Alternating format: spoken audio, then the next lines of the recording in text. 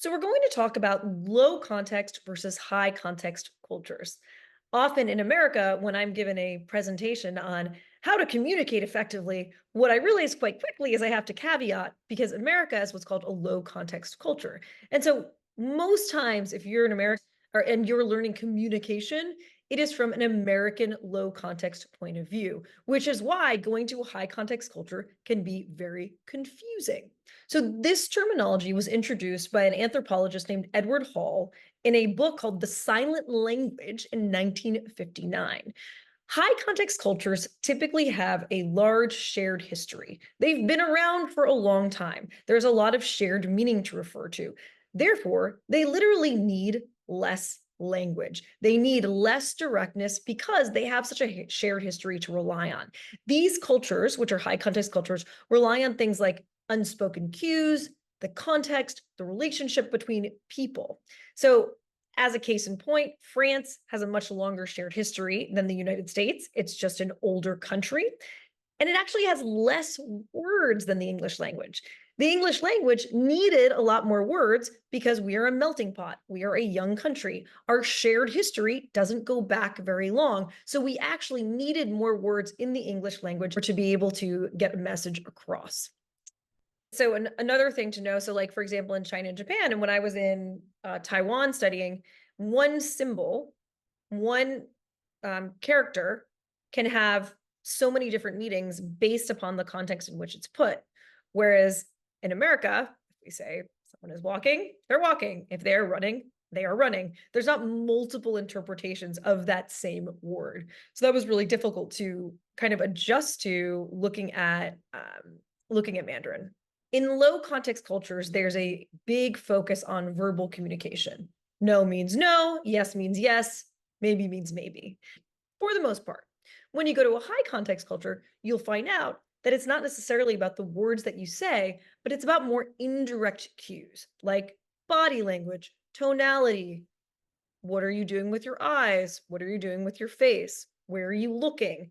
Things that in America we might not think are relevant because we're listening to the verbal expression of somebody's feelings and opinion.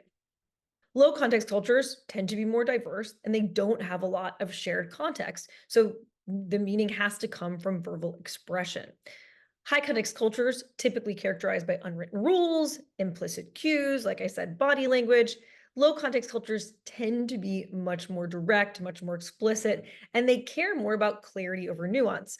So I remember when I was living in Spain and I went into a meeting and I had my list of things that I wanted to address. And in the meeting, I felt like the person I was with, in my opinion as American, went on tangents, told stories, was off topic. I didn't leave with clear action items. And I was confused because in America, we would have stuck to the agenda for the most part.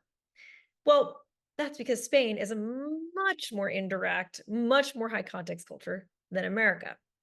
So in low context cultures, for example, you have, you go into a meeting and you have uh there's an agenda and it's all set out and things go according to the agenda, and then after the meeting there's a follow-up email and it has bullet points of what everyone's supposed to do at every point in time. Oh, and by the way, here's the recording, and just in case you didn't know, here's another transcript that you can look at, and then someone will follow up and say, did you get that?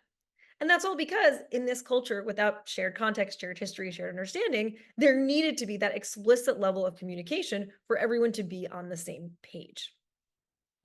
Some other low context cultures are the Netherlands. The Netherlands also tends to be a very direct culture, as is Germany and Canada. And on the high context side of the scale, you have China, Japan, Korea, Saudi Arabia, Iran, India. So, with that point in Spain, in this high context culture, in cross-cultural interaction in high context cultures, it's a more indirect culture. There's storytelling, there's kind of what's, talking around the point, embellishment. There's more of an art form. This is a way to engage somebody, versus in America, and I actually love to tell stories, but I've heard people say, okay, like, when are you getting to the point? And there's a high context part of me that wants to storytell and entertain and engage. Well, that's actually more high context of me than it is low context of me. The other quite interesting thing is that high context cultures don't necessarily relate to each other, they're actually the worst communicators. So if you take France and you take Japan, they're actually, even though they're both high context cultures, they're going to communicate the absolute worst with each other because they're operating from two different shared histories, different backgrounds.